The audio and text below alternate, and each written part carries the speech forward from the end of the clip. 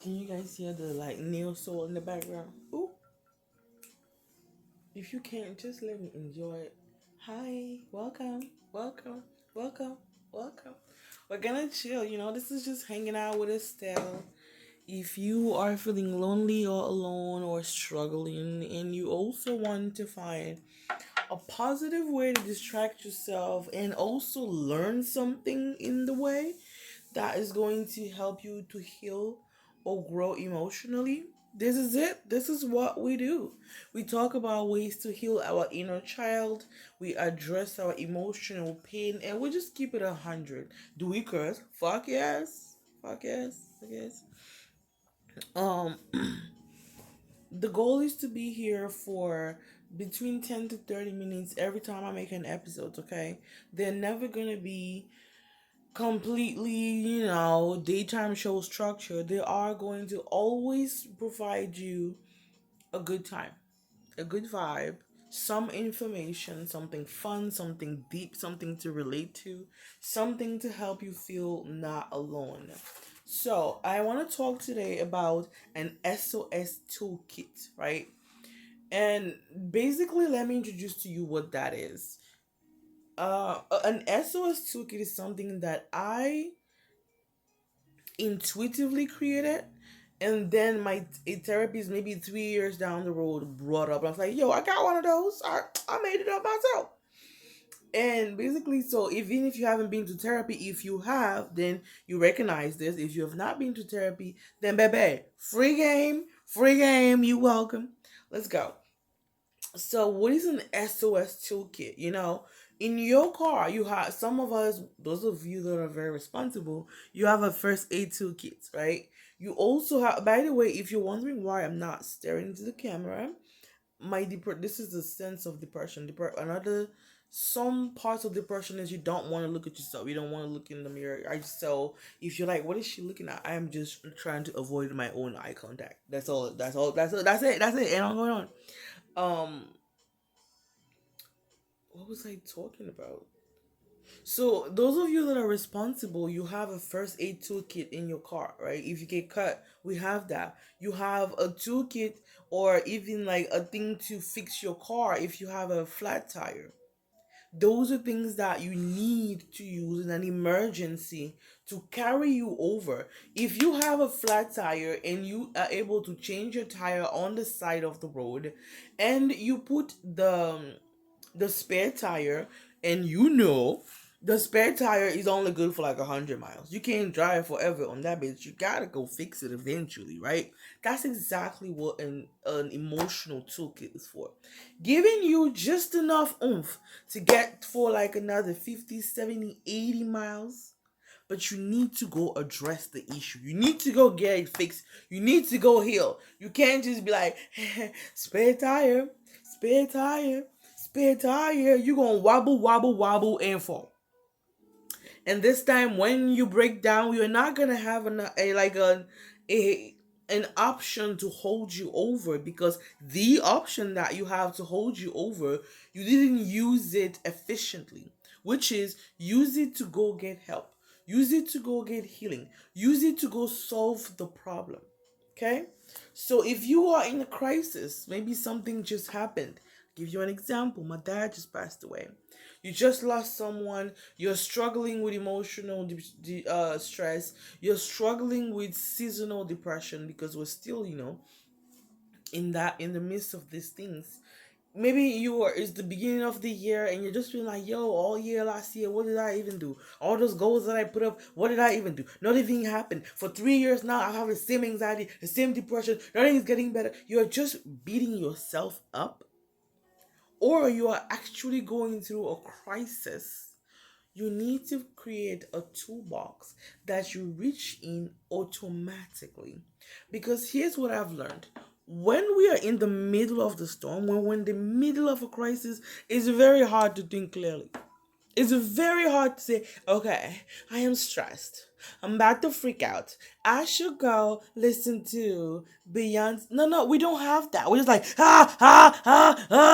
until it stops. You're in a car racing at 80 miles until the car fucking stops. Right? So how do you take care of yourself in those moments of crisis until you can slow the car down or until you can regain control of the vehicle yourself? I've written down a few things here, right? And I want us to go through them about I think what I created in my toolbox. Now, the first thing I want you to do is you want to create this toolbox, as in you want to list it out, you want to make it happen. If it's actual objects that you need, put it in a place that you know where you can reach. But most importantly, put it on the paper and post it somewhere that you can read it. Here's why. Again, excuse me. In the midst of a crisis, we are tunnel vision. We cannot see all these things here. We're like this. We're just seeing this trouble, trouble, trouble, trouble, trouble, trouble. So until it becomes a habit, until it becomes natural for you, you're going to have to remind yourself in the middle of that crisis that you have tools to help yourself. If you have it on a paper somewhere on your wall, every day that you see it, you memorize it, you recognize it, and then slowly it becomes part of your subconscious. Now, when you are now in a crisis, this memory comes back to you automatically. I'm stressed out. I'm gonna punch a wall. Yes, I know. But if I wash my hands right now, I'm gonna feel calm. Okay, let's go wash our hands. That's how you take care of yourself. Because, baby, everybody is busy trying to save their own lives. If you are waiting and expecting for people to come and save you,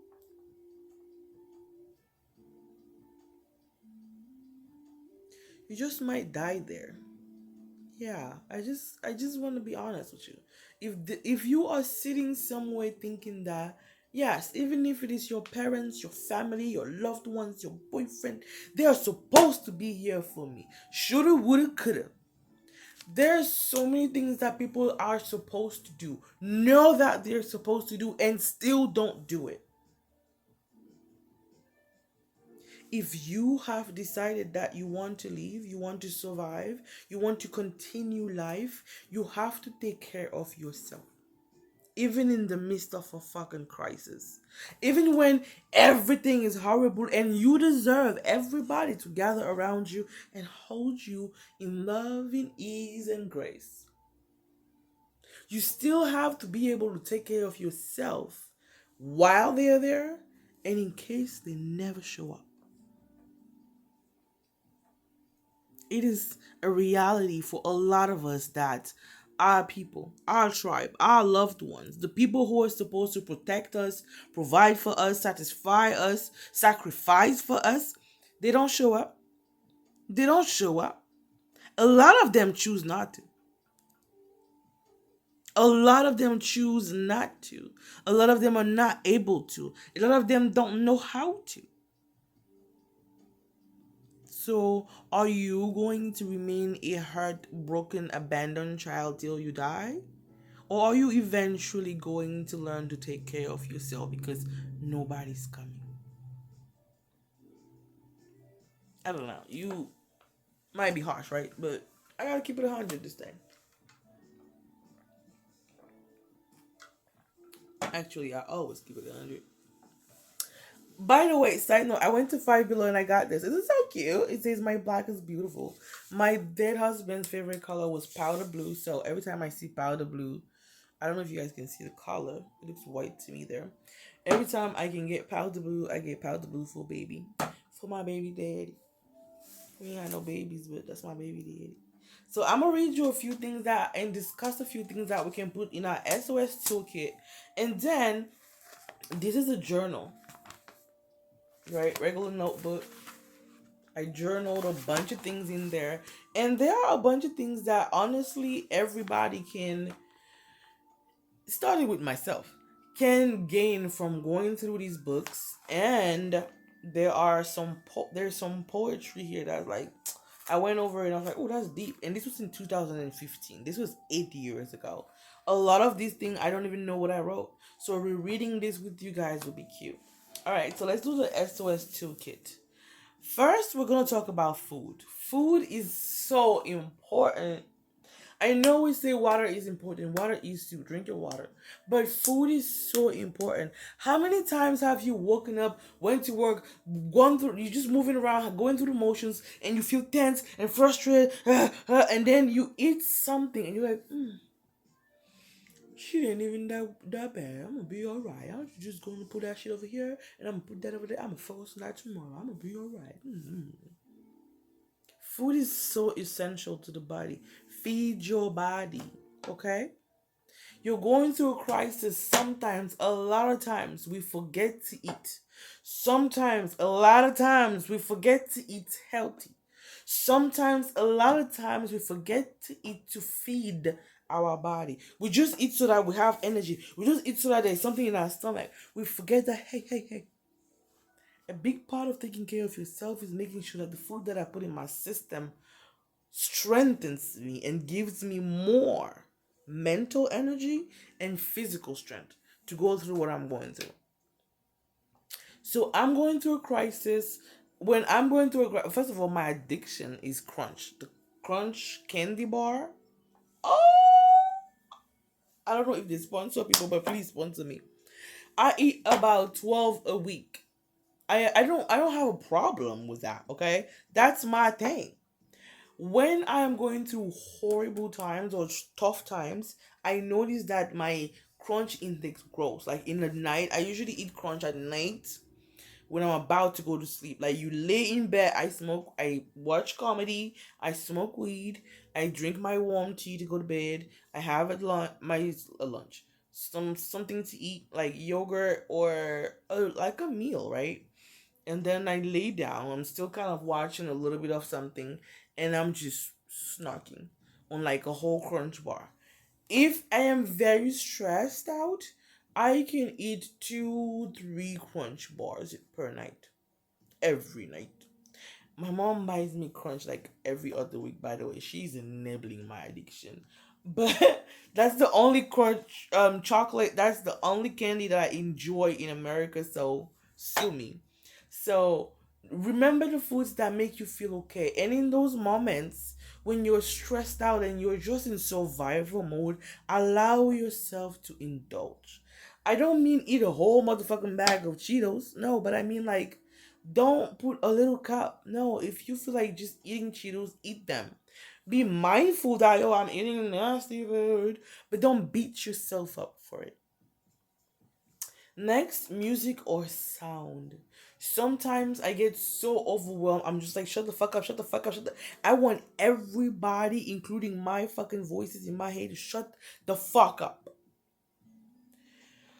I discovered something called brown noise. Oh my god, it is so good.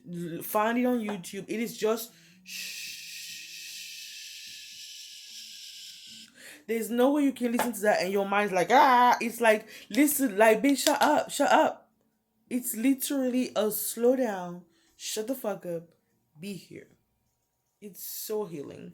So I know I've noticed that in America, as I grew up, because I moved to America when I was 17 and a half. So I can't speak of the experience of the 18 all the way to 29-year-old woman in my country because I haven't been there. But in America, I've noticed that you girls in America, when you're sad, you listen to sad songs. Hey, that one is wonderful for me. Why? Why? Like, I feel like crying, so I'm gonna play songs that make me cry all day. What? It could be me. Couldn't be me. It couldn't be me. You guys are better than me, oh. It couldn't be me. By the way, my therapist told me that I have an avoidant personality, so I avoid things that are difficult, like emotions, especially. Like, you want to cry? I don't have time. Hey, we're not crying. We're not crying. Cry what? Cry what? Cry what? I don't tell children not to cry, but I tell myself, bitch, what cry? Cry? Right? So I don't do that. I don't got time for that. I tell myself, we ain't got time for that, baby girl. Crying? For what? So I play music that lifts my mood when I am down. And that is usually African music. I do not listen to a lot of love songs because I feel like it's very slow tempo. It's very like, "Hey, baby, I love you." I'm like, all right, all right, all right. Tell him over there at your house why we all gotta be in it. I just don't resonate with love songs like that. Like even like when I was in love with my husband and I had to dedicate music to him, it was still fast tempo. Like Cheerleader by Omi. It's a song I dedicated to my husband. Ba-da-dan, da-da-dan, da-da-dan, da-da-dan. It is not. Don't go chasing waterfalls. No, we're not doing that. Not no. We gotta go, right?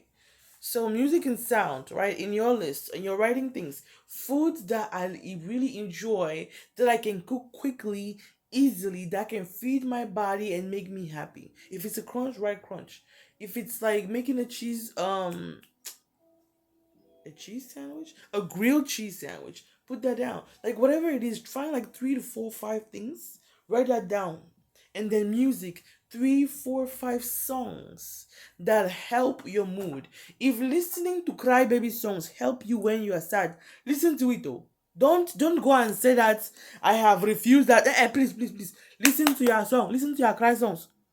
If it helps you to actually release the feeling and not just wallow in the feeling, listen, cry, listen to the cry, listen to it, okay? So sounds, find four or five sounds, write them down, and then next we have scents. We don't realize, or you don't realize how much, or I didn't realize how much, how something smells. A house, a space, an energy, your man, yourself smells, how that can shift your mood, right? I have one, two, three oil burners and one water diffuser in my room. There is always a scent going on in my room. Most of the time it's either to relax me or to make me happy. Pumpkin spice, cashmere, um Viva la Juicy. Those are like random oils that you find in smoke shops. And Gucci are my four favorite ones these days to just boost my mood. The moment you smell pumpkin spice, you're like, yo, it's good. Yo, when I'm trying to like ease the tension in my mind or my spirit, I need something soft. Lavender or eucalyptus. Don't bring anything else. I will punch you in the nose.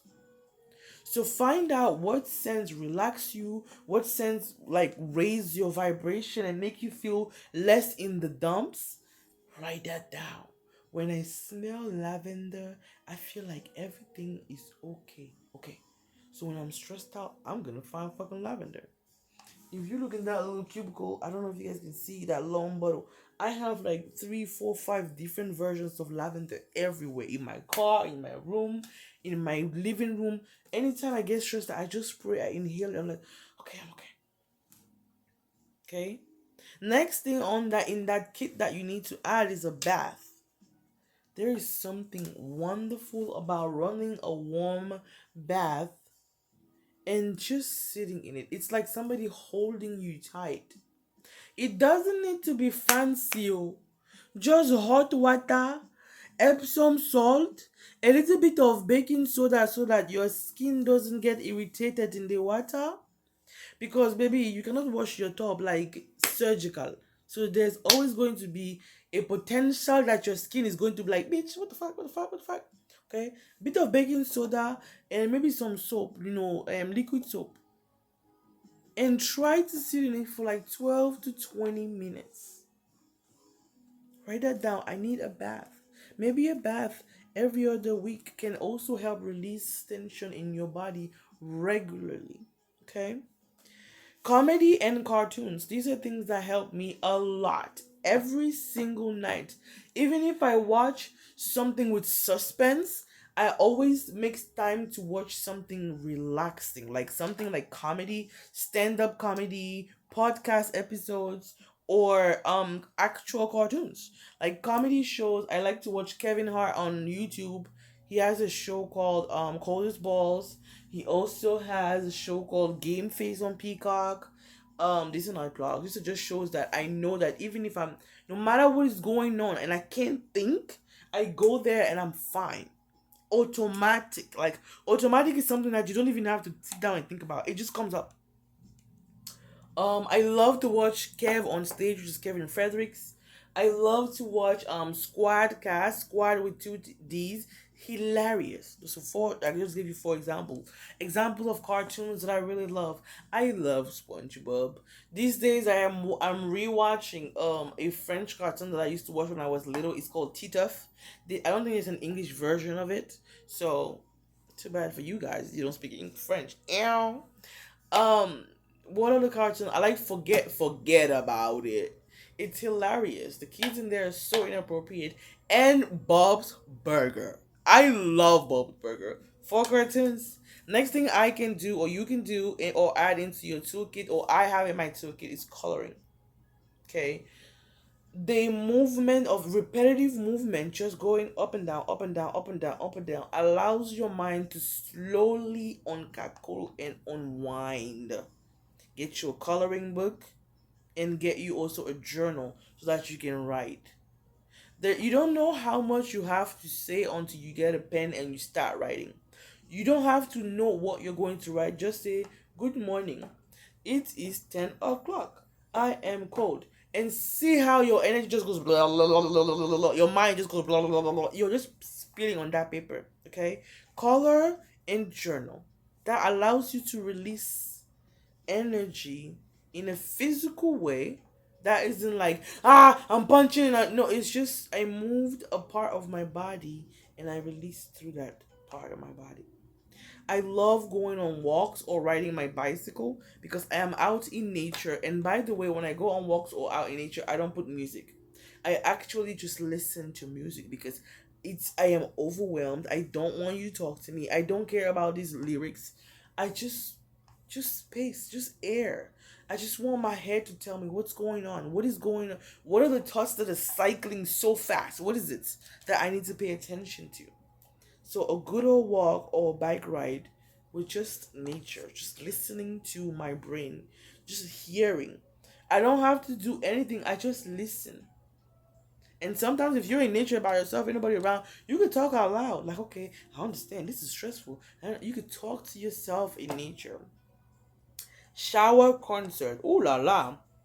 Open some water, get a loudspeaker, get you a playlist. 5 to 10 songs that you really fucking fuck with, that make you feel like you on top of the world, like on top of the world, on top of the world. I stop the world. Male or female, don't matter, baby. I stop the world. Well, stop.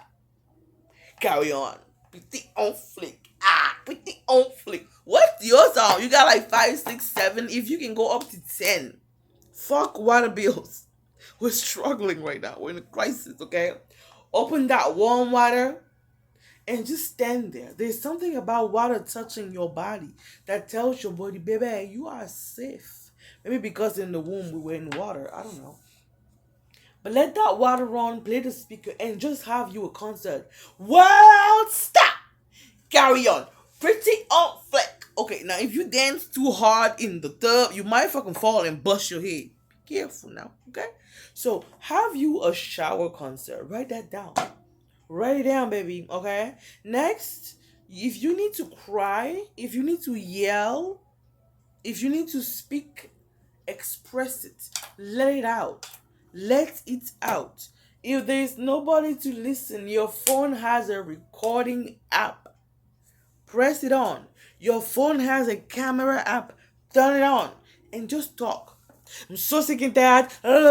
Just let it out of your body so that your body can be at ease because it's just circling here like this, making you gassy, stuffy, nauseous. Just let it out. If you need to cry, sit down and cry you a river. And then get up and move on. I get the need to yell. I don't get the need to cry. So sometimes I'm in my car and I roll the windows up and you can, I don't know if other cars can smell.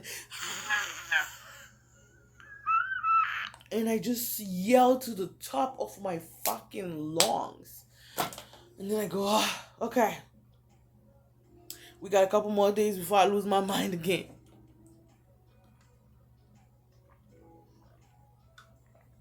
I have a few more points, three more points. Some of us take medication. Okay, I take Atarax when I'm really highly like, listen, I have no control now. My brain's somebody has taken over the control of this vehicle and I am now in danger. I take it because the moment when I take it, I go to sleep. When I wake up, my thoughts are quiet. So, some of you have medications. If you do, take them. When you are in the middle of a crisis, I have a huge resistance to medication. Like, I have like 40 pills, or maybe even more, 60 pills of that medication. And I'm not supposed to have that many because I'm supposed to take one every single day. But I only take it when, bro, I'm about to fucking lose it. So I do know that some people don't take medication every day because they don't want to. If you're one of those people, but you do have them somewhere near you and you know that they help, try. Maybe they can help this time. The game here is what? Surviving for 100 miles until I can go and actually address the problem. We're just trying to survive. You can also get a therapy appointment. If you go to therapy, if you've never been, if you've been thinking about it, and you are in a crisis, this is a great time to go to therapy. If you call a therapist's office, by the way, I've worked in healthcare and I'm gonna give you a little insight. If you call a therapist's office, you're like, hello, I like to start therapy. I just be having little issues here and there. They don't be rushing. If you call, listen, if I don't go to somebody, I'm gonna. They give you an appointment next Friday. Urgency, okay? You're in the middle of a crisis, call for help. Therapy's appointment is calling for help. Lastly, rest and take a break from everything. Okay? Make your bed, change your bed sheets. If you have lavender, I love doing this. I drop some lavender drops all over my bed and my pillows, maybe 5 to 10 minutes before I get in bed. It looks the scent slowly rises, and then when you get in, you're like, oh, I am okay. Another tip that I really like to do for my mom is when she's complaining of cold or she starts to, like, I don't know, she's just like a little cranky. I get a towel or blanket, I go put it in the dryer. And you put it on the cycle for like a quick 10 minutes, a quick 15 minutes, and then you come and put it on her. Oh, she's like, oh, mama, oh. She be so happy. So put your blanket in the thing like maybe 15 minutes before you go to bed. Take a shower, eat your food, warm up your blanket, put some music that relaxes you. Go easy. How would you take care of a child, your child, if they were in a crisis, trauma, something just happened to them? Use those tools for yourself. If you have made notes of anything, then you have a big ass toolbox. You have a lot of ideas to create your own toolbox now. Even if my idea is not exactly what you want to use, you have a great idea of how to create your toolbox, what to put in it, and how to use it. So the next time you're in a crisis, you have an anxiety, something triggered you, you got really stressed out at work, you don't have to go for that bottle of wine immediately. You can go to your box and say your toolkit and say, okay, well, I do want to drink a whole bottle of wine, but I can have a shower, concert, journal, and watch some cartoons. Right. I thought that the episode going through this would be too short and I would need to read this, but we are at 29 minutes and I told you the episodes are only 30 minutes. So I'm not going to get into this today, okay? So I hope that this gave you guys something, give you some support. First of all, we hung out, hey boo, and also you got some information to put to use today, tomorrow. When you start to have those really weird thoughts, you can say, you know what, I'm gonna make myself busy. I'm gonna create an S.o.s toolbox for myself. This is with love and ease and a whole lot of gang shit. Bye guys, please be safe, love you, bye.